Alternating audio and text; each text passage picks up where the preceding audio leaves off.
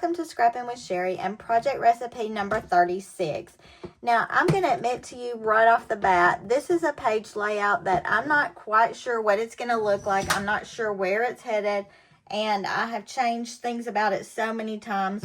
I'm just at a point that I want to get it done. I noticed somebody commented a couple of weeks ago, yeah, my motto is just get her done. Well, that's kind of how I feel about this, although these are two events that were fun. I mean, one of them I was involved in, but this is when my daughter-in-law and I went and made a nativity scene out of clay at a class that we've got. We've got a ceramics place near us, and they did classes, and we went and did that. And my youngest daughter-in-law went with some friends of hers to another thing and made these little plates, painted these plates. And I wanted to do pages for both of those. So my initial thought was, oh, pull the Craft Happy collection because it's perfect. Well, it's not perfect because it uses a lot of paper crafting and things like that, but not necessarily pottery in Craft Happy. But I did find this paper that I felt like had some good colors in it. It brings out a little bit of everything that is in the two layouts. So I felt okay about the stripe, but then I started having to look for other things. And as far as using the stripe, I'm going to use it to make just these tops right here. I'm not going to do a border punch. I'm going to do stripes instead. So let me go ahead and cut those while I've got it out. And then we will proceed, and I'll tell you where I found all the other stuff and what I ended up with. Now, I'm going to make this about a 1.5 because a lot of the punches are around 1.5. So that's what I'm going to start with, is the 1.5 inches. So that stripe is my tie-in for everything else. And here's where we ended up. So I needed these little mats that are alternating. And I decided to go with some of these blues because they do pull out this bluey color that's in the stripe. And I need 3 blues. And then I decided to go with 3 of the greens as well. Now, these mats are tall ones. And when I look at those, let's see, they are 5 3/4 by 4. So I'm going to go ahead and go with that sizing and then see if I need to adjust that down the road. 4 by 5 3/4.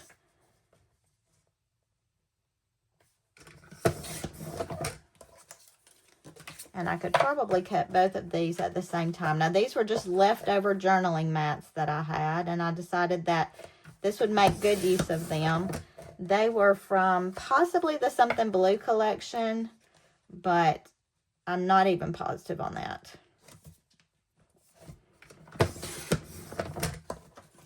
So I've got those 3, and then I need to cut these. Now, because the 3 4-inchers would make a whole length, I'm going to cut the 5 3/4 here.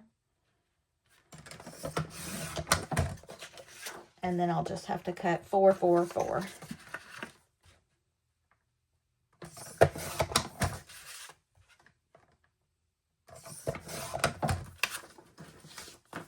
So those are the 6 mats that go along the top edge. I've got these stripes to take the border area. And the other big thing that I need is this little banner part at the bottom. Now, it tells me for that, I was looking at it, it's an 8.5 by 6. So I need the 8.5 width. And that basically means cutting off 3.5. So I'm going to do that. I've got my 8.5 width.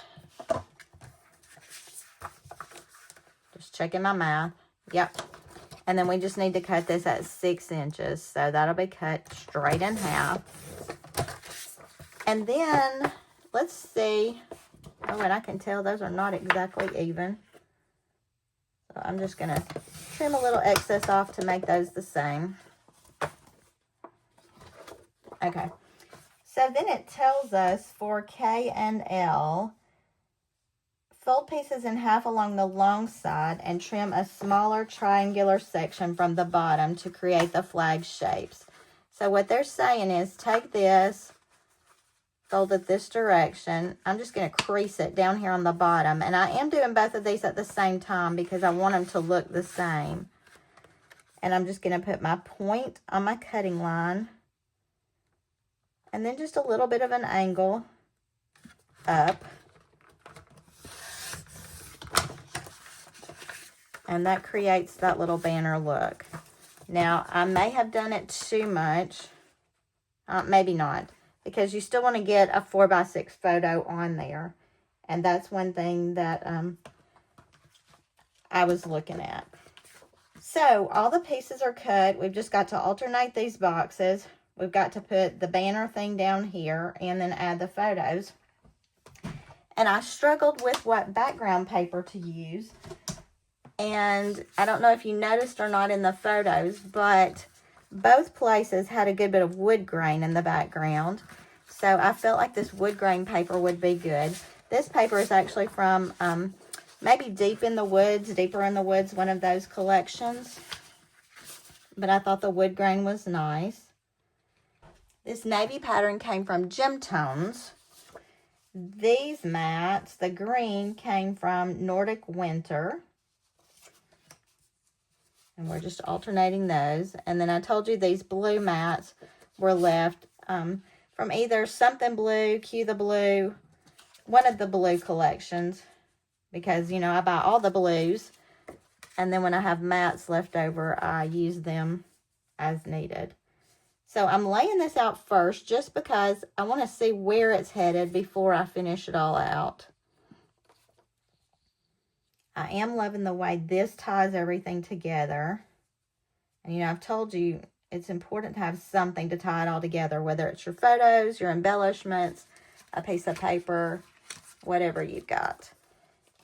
So I went ahead and developed these photos. They are 3.5 by 3.5.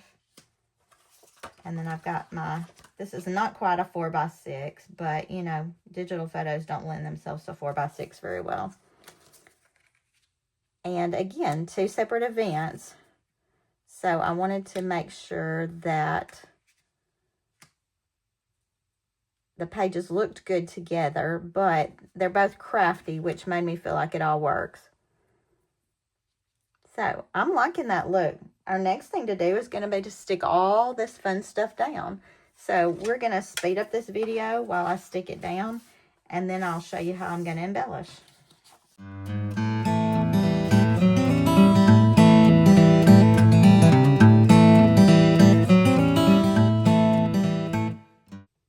Now, I don't know if you're noticing this or not, but something on here is a little bit longer than it should have been. I've got excess hanging over on the edge over there, and I'm going to have to trim that off.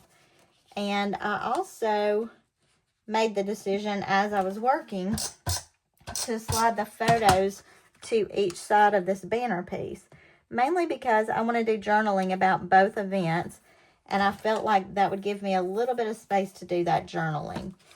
So I'm pleased with the way these have turned out, even though they are 2 separate events. Because they're both crafty, I think they coordinate well, and the colors are good together. So I'm really happy with the way this turned out overall. Now, I did go back to my Craft Happy stuff to try to decide what I wanted to add to this, if anything. There's not really anything pottery related, but I did find a couple of embellishments that I thought were nice. Let's see, maybe not in that. I think it was this one that I was more interested in. So as far as adding the embellishments, I did find these buttons. And no, these buttons really have nothing to do with the craft we're doing, but the colors are good.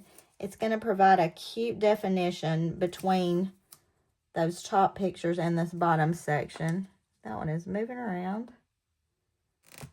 I think the buttons are adorable. I do think I'm going to make them go up on the edge of that, those top pictures evenly. I do like the way that splits that seam right there. And I just think these buttons are adorable. I'm sure that I'll find a layout where I'll be really sad that I used them here and didn't wait, but they sure are cute. All right, so we got the buttons.